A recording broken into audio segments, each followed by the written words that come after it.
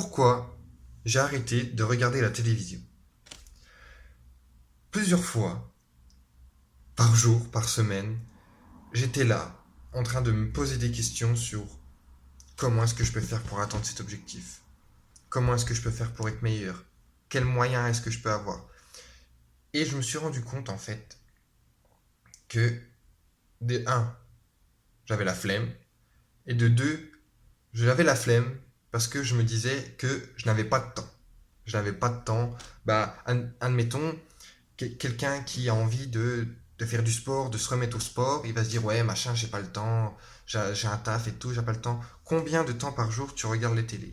Le matin, tu te lèves, tu allumes la télé. Le midi, tu manges, tu allumes la télé. Le soir, tu rentres, tu regardes la télé avant d'aller te coucher. Et au final, toutes ces heures, petit à petit dans la journée, toutes ces minutes accumulées, ça fait une grosse plage horaire de plusieurs heures, voire la moitié de la journée pour certaines personnes. Et ce qu'il faut se dire, c'est que voilà, pendant que je mangeais, à la place de regarder Cyril Hanouna ou Les Anges de la télé-réalité, j'aurais pu très bien regarder une conférence qui parle de d'un sujet qui m'intéresse par rapport à mon objectif. Par exemple, si mon objectif c'est de perdre du poids, je peux regarder des conférences de nutritionnistes. Et je pense, après, c'est ce que je pense personnellement, et je pense que ça t'aidera plus de regarder pendant que tu manges ou le soir, ça t'aidera plus de lire des livres ou de regarder des conférences, des interviews de personnes qui savent de quoi elles parlent, plutôt de perdre son temps à regarder des choses à la télé qui au final ne te servent à rien et ne t'apprennent rien dans la majorité des cas. Sauf si tu es un passionné de documentaires animaliers ou d'architecture et que tu regardes Arte. Deuxièmement, je me suis rendu compte que, enfin moi personnellement, il m'arrivait régulièrement de regarder les informations parce que voilà, c'était chez moi depuis que je suis tout petit, mon père il regarde les informations le midi et le soir, c'est comme ça. C'est une façon de se tenir au courant de ce qui se passe dans le monde, etc., etc.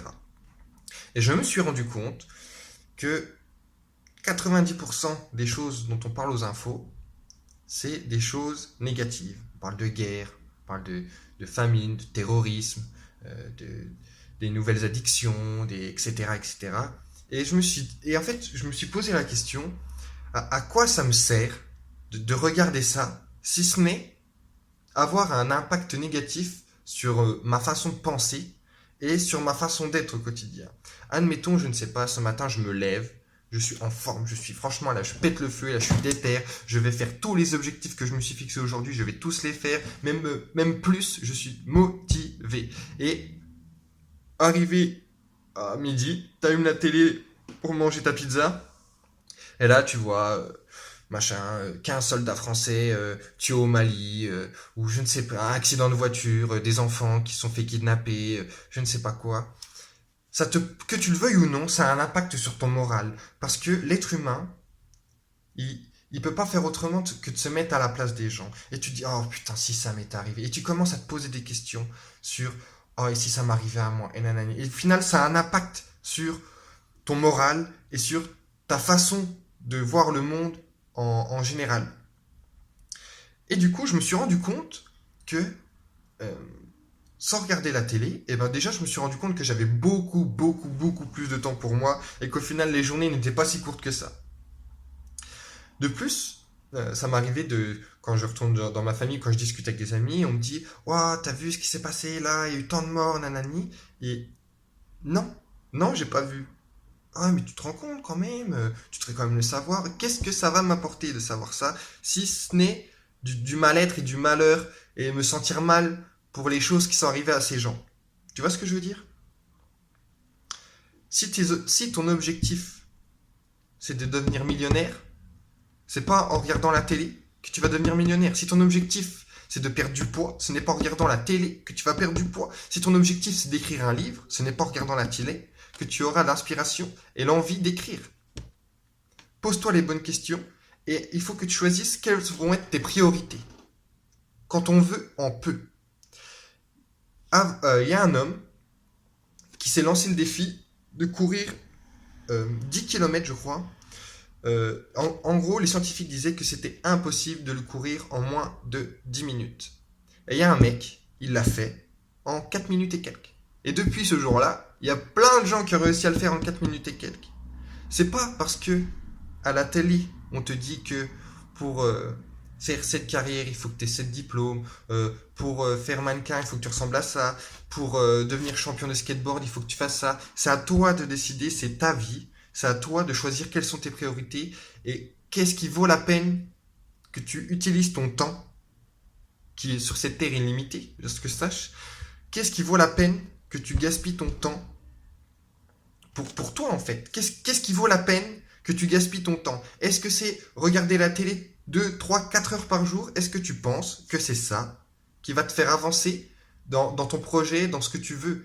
Si tu veux, je ne sais pas, moi, si tu veux faire le tour du monde, tu as besoin d'argent, tu as besoin, je ne sais pas, il y a X choses pour X situations. Est-ce que tu penses que c'est en regardant les anges de la télé ou en regardant Cyril Hanouna que tu vas avancer dans ta vie? Je dis pas que c'est une perte de temps, ça m'arrive encore de regarder la télé, de regarder un bon film ou une série ou des sketchs, quelque chose. Ça m'arrive, mais voilà, je vais en regarder, je sais pas, peut-être 1 heure dans la semaine, en tout. Honnêtement, 1 heure dans la semaine. Alors qu'avant, je tournais à, je sais pas, je dirais 3 heures par jour de télévision. Et ces 3 heures là, si ces 3 heures de télé, tu les mettais à bon escient pour lire, investir sur toi-même, te cultiver, te renseigner, pour faire ce que tu as envie de faire.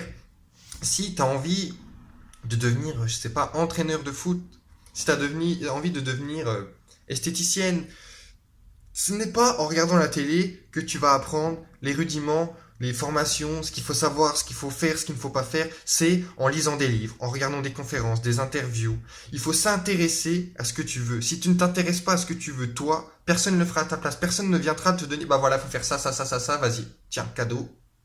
T'as juste à signer, c'est bon. Non, c'est à toi de prendre des décisions et c'est à toi de choisir qu'est-ce que je veux. Est-ce que je veux regarder la télé tous les soirs jusqu'à la fin de ma vie et à la fin de ma vie me dire oh là là, mais il y a tellement de choses que j'aurais aimé faire et que je n'ai pas faites et te trouver des excuses, des fausses excuses. Oui, mais j'avais pas le temps. Si, tu avais le temps, mais tu préfères regarder la télé.